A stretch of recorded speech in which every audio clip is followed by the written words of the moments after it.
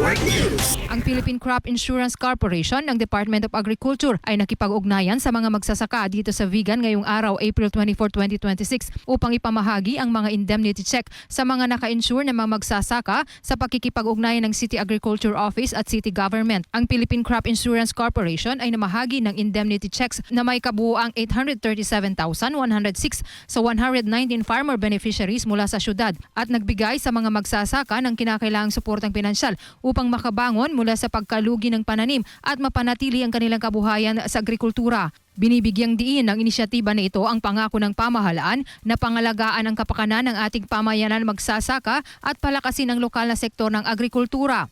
Ayon kay Ms. Mercury Pascua, insurance underwriter ng PEO Ilocos Sur, hinihikayat ng PCIC ang lahat ng mga magsasaka na samantalahin ang mga serbisyo nito upang maprotektahan ang kanilang mga kabuhayan at mapataas ang kanilang katatagan. Ayon sa City Agriculture Office, may mga tumanggap ng higit na isang tseke sa panahon ng pamamahagi.